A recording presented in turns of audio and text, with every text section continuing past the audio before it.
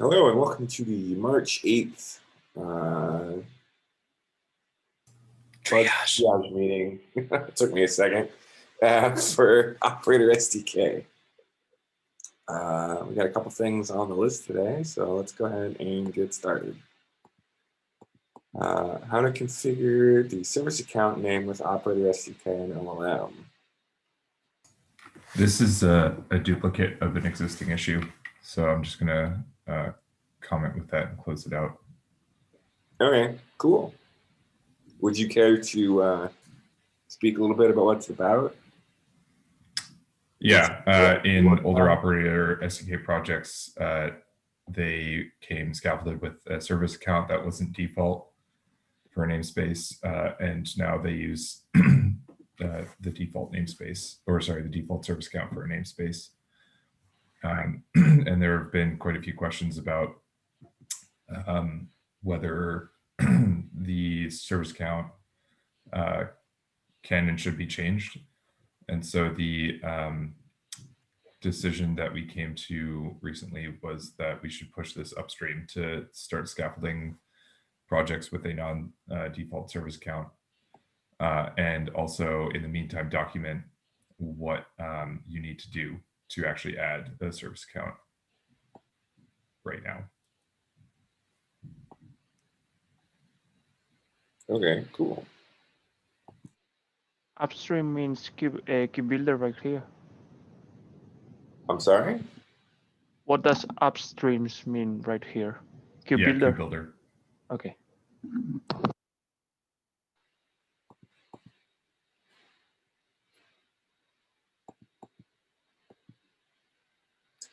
Custom resource and CRD terms are wrongly used across the whole operator framework documentation. Uh-oh.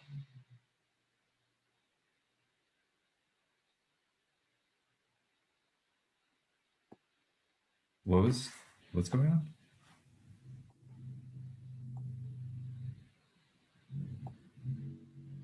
It sounds like we're using custom resource and custom resource definition incorrectly.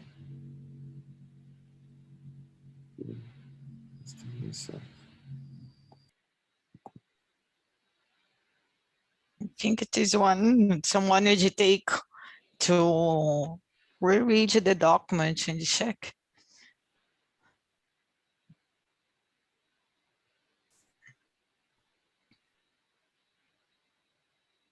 I'm not gonna lie, I stopped thinking I knew what the right words were, because I thought when custom resource definitions were coming out of beta, I thought they were getting renamed to just custom resources, but apparently that's not the case anymore, so I don't even know or pretend to know what the correct terminology is these days.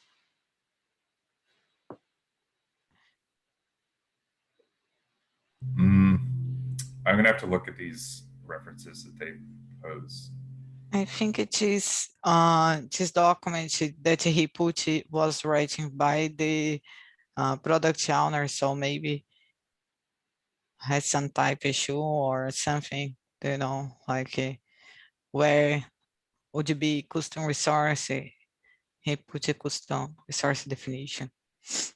Maybe some just a silly mistake.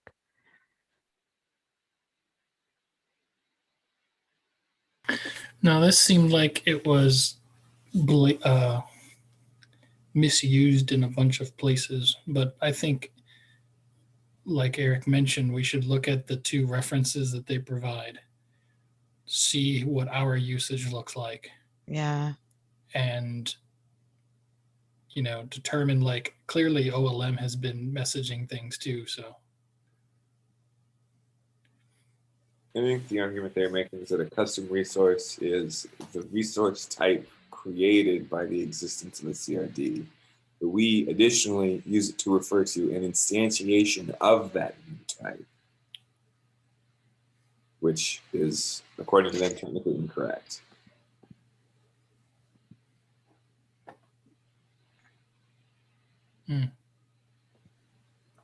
Where?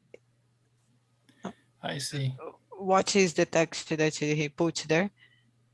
I'm sorry, put what, where? Okay, custom resources define an instance of a custom resource definition. Shapes.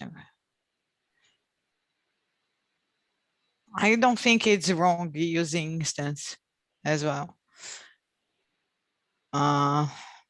If you go there in that document, how in the Kubernetes one, what is writing there? It says a resource is an endpoint of the Kubernetes API that stores a collection of API objects.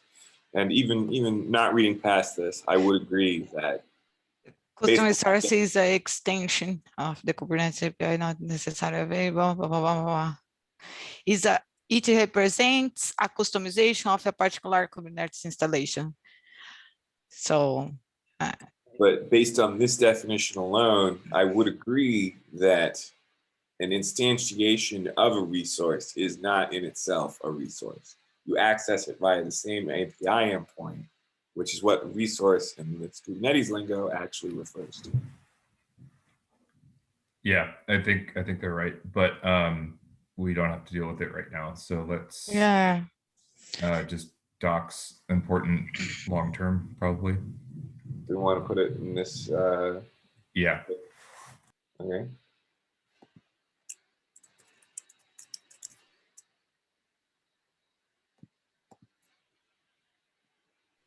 Okay. Anything else on this one?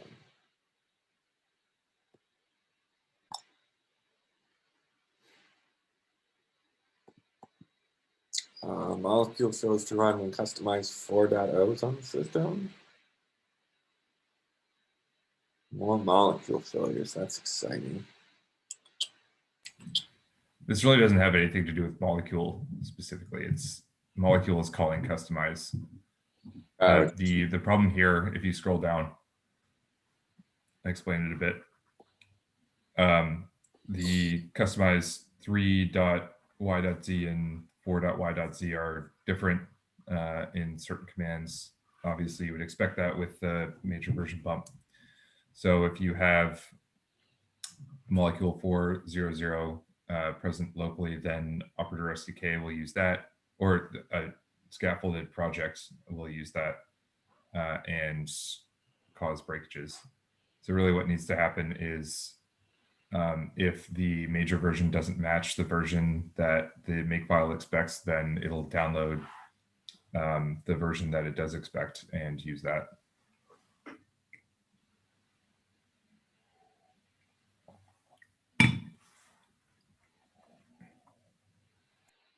Aren't we already downloading the right version in Kube Builder? It'll only download the version, or it'll only download the binary if it's not present locally and it doesn't check the version. Oh, okay. How new is version 4.0 of Customize?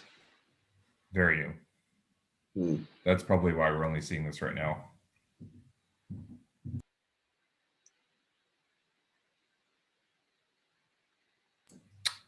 So I think, I don't even know if I want to call this a bug, but I would, I would say that this is pretty important. Just because I guarantee you that a lot of people are going to start seeing issues like this going forward. This is also like more of an upstream issue because Customize and Controller Gen, for that matter, are they're downloaded using upstream in KubeBuilder makefile targets written up there. So I'm almost thinking of closing this and being like, we should probably do this upstream. Although this is discussing Ansible specifically here, so maybe that's not a good idea.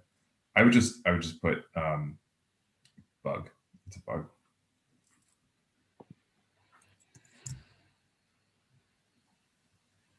just about that one, the other one that we just checked. If you check in this documentation of the Kubernetes, just to share, you'll put in the chat the text. What's that? It's from here. I'm sorry, what? That's Is this just related context to the- switching. It's to the Oh. docs one. It's to the previous one. Yeah, just to share. I would- We could Okay. add that to the issue Yeah. and move if we want to, but Yeah, just to share it because a custom resource definition is an object. So the custom resource you can create representations of these instances of this object. So it's like a little bit unique for me. But yeah, maybe we can analyze it better just to share. Okay. If you want to follow up on that issue, Camilla, with what you just posted, that would be great. Unless it's already, I think it's already discussed there though. Like that link that you posted is already posted by the Yeah, issue just author, to share. Yeah. but let's keep moving on. Are we going to open a thing upstream for this one? Yeah, I can take that on if you want to assign me to this. And what are we going to leave this open? Yeah, put it in the backlog. Sounds good. Can you make sure to link the upstream issue in this when you make it? Yeah. Cool. Deduplicate checks if docs only in CI. So this is me. I don't remember what exactly for, but I think Eric added another check if docs only thing to one of the things that runs in CI and GitHub Actions now. And our current implementation is like some lines of bash hard-coded into the GitHub action file itself. And that sounds awful to me because if we have to change that or if it breaks, we're gonna have to change it and fix it in multiple different places. And we're gonna have to know that the multiple places exist. And I was wondering if it would be possible to deduplicate that, to have that functionality like stored in one place and call it from the places we need it.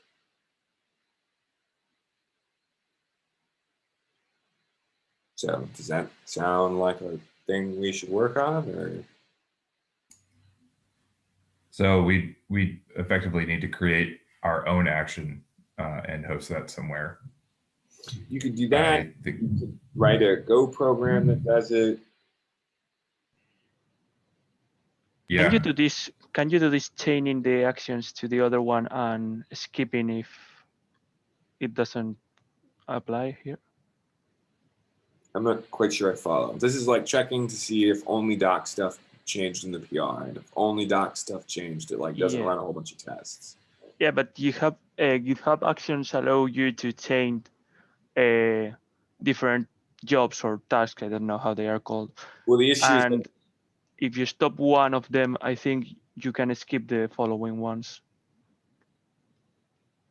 well, these aren't related. It's in like two totally unrelated GitHub actions. I don't remember exactly one. Okay. One of them's I think the unit tests, and the other one, I don't remember what one it was. The other one was the one you just added it to, Eric. What's that? Do you remember what tests are doing this check? I think one of them is the unit tests, but I don't remember the other one. Every end-to-end and integration job is running this check to make sure that they don't run if only docs change. So the problem here is they're all defined in different files so that we can restart one without restarting the others. That's why it's duplicated. And you can't have a job definition that spans multiple workflow files. That's why there's so much duplication going on here.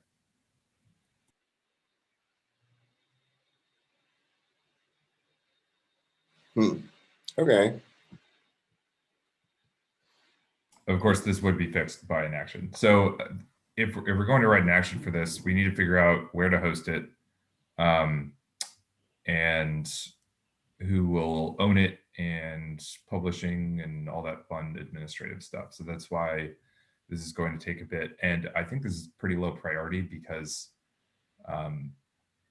what we have works fine now, and all we're doing is copying a couple lines of code in between files. I would like to do this at some point, but I personally don't want to work on this and don't think this is high priority enough. for any release milestone. Okay. So should we just close it then, or? No, like we can leave it open, but put it in the backlog. That makes sense. All right, well, I'll assign myself to it, so I will try and remember about this. Sure. I mean, if you want to work on it, feel free, but let me know before you do that so we can get some administrative stuff figured out. I mean, I feel like if the general consensus is that this is, maybe nice to have, but not that pressing, I think my time would probably be better spent elsewhere. Plus, I got, a whole dumpster full of fire of stuff to work on right now off of Operator SDK, unfortunately. Okay.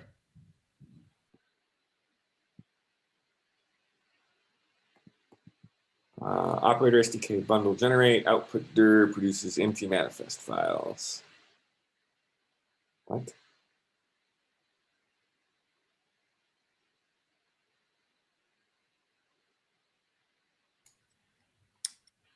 That's Has anybody responded to this? I don't think so, but no one's probably not responded. yet. I have a feeling that they're doing something wrong. I don't know what it is, but Well, that sounds like a strange way to specify an output directory to me.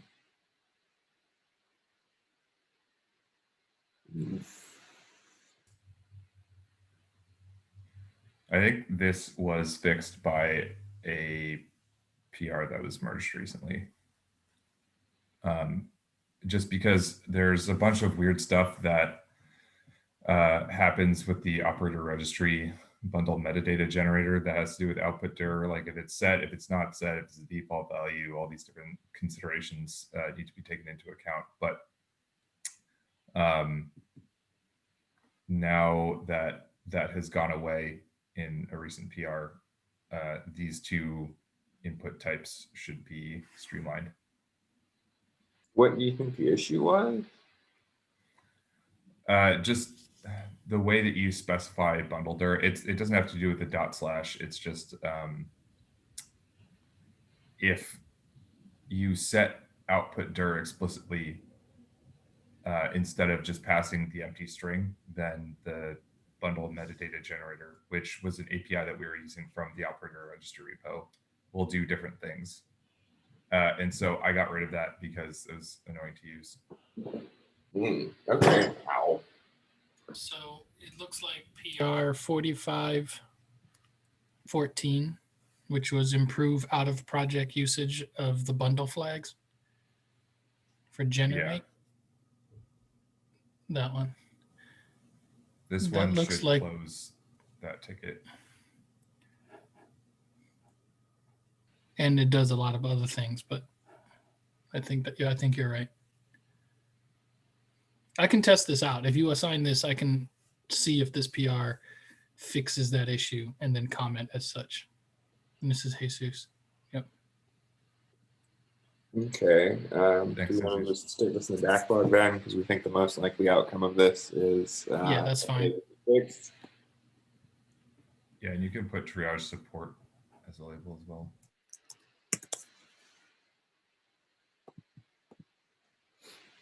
Okay. Anything else on this one?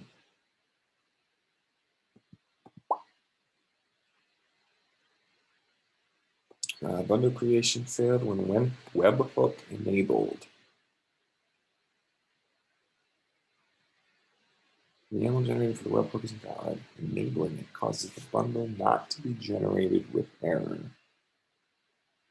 Yeah, I think this is because Operator SDK still doesn't support scaffolding of the webhook config for conversion webhooks in the CSV. So I had opened a PR some time back to have that, but I didn't get a chance to work on it much. So I'll take that up and make sure that gets merged. So Okay. these two fields which the user have mentioned are the required fields by OLM if they want to use conversion webhooks, and SDK doesn't scaffold the conversion webhook section at all in the CSV right now. Right now, the users have to add it manually. Okay. Can I assign you to this issue then? Yeah. And then, as it seems the most likely outcome of this is this has been fixed, can I just put this in the backlog? I think this can be in 1.6 so that we make sure that this feature is implemented. Okay. Anything else on this one? I think this should be good.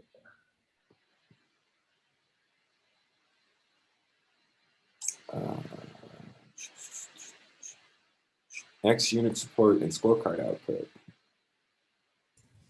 Yeah, this came in this morning.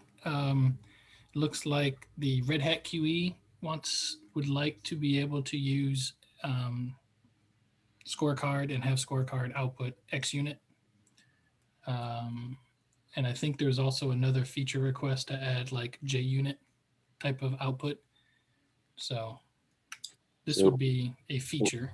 What is QE and what is X unit? I think X unit means, my understanding was it meant JUnit and that type of format. So JUnit's a specific package for writing tests in Java, right? Yeah, but the output of that it outputs when it runs a test. Follows a specific format? Yes. And a lot of tooling can read that format. Oh, And currently the format that scorecard outputs is not compatible. okay. So it is a feature request. Would we want to make this the default output? Would we want to make the output format configurable? The output format is already configurable. It supports JSON and text. Oh, okay. So I would just keep this as text, the output, the default output. Okay, so it seems doable. I imagine there might already be a package somewhere that we could use.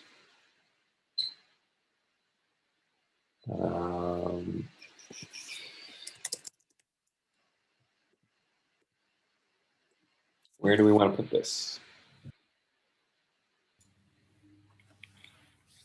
Unless somebody wants to work on this right now, I would put help wanted and put it in the backlog.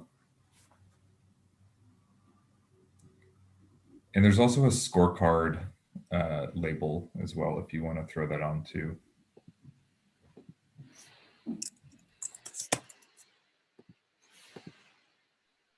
Okay.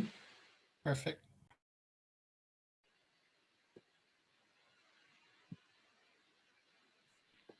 Oh, another scorecard issue. Yeah, I think this one was related.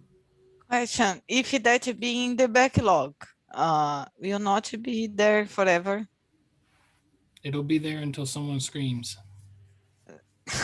Never. I mean, I think the thing is I know that Jeff filed this, and so if this becomes higher priority for his team, then we either have to reprioritize some things on our side to do it, or someone on that team can contribute the PR for it. But like Eric said, none of us are working on this right now. So adding it to 1.6 or 1.7 doesn't necessarily mean it will get done. We are having another meeting as well to check the backlog, I think so.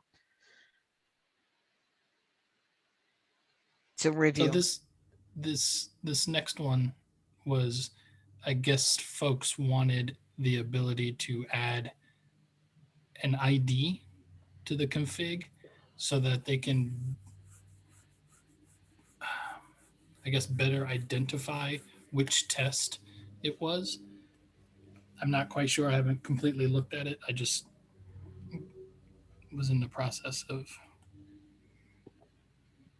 I think it's the same. I think we add this as a feature scorecard, add it to backlog, and help on it is what I would do.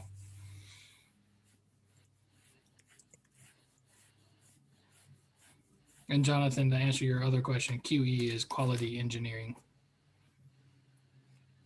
Some places call it QA. Make things work good.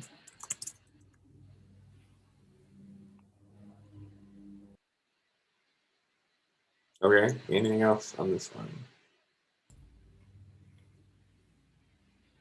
Not right now. Operator SDK and it fails. This is what's happening here is this person wants to add other files to the directory that they're initializing a project in, but we explicitly, like upstream in KubeBuilder, this is explicitly not allowed. The only files that you're allowed to have are go.mod and .files. So this is like a no-op issue. I mean, do we explicitly state that in our documentation? Good question. I don't think so. Should we? Yes. So maybe this is a docs issue. Also, I know who this guy is. He's an IBMer who's working on creating some tutorial stuff with me. Why is he confused about this? Oh, there was another issue about it. Is this closed? It says we added validation that checks this. We did it Yeah, on in KubeBuilder side. KubeBuilder. Go ahead, Adrian. We did this validation in KubeBuilder side. So it checks now and stops rather than vomiting all the stuff in your directory? Yeah, exactly. It checks if there is any file that it's not go.mod, go.sum, or any .starting file or .starting directory. Those are the only allowed ones. Okay, I can take this on and explain that this is working as intended. And that maybe we need to clean up our docs some, but sure. I can link the part in KubeBuilder where this check is being done if you want. Nope, that's not what I wanted to do. I'm sure if you could link that, that'd be great.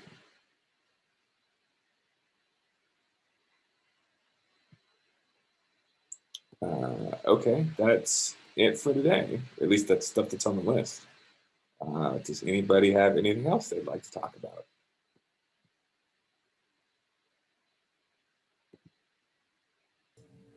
I'm good.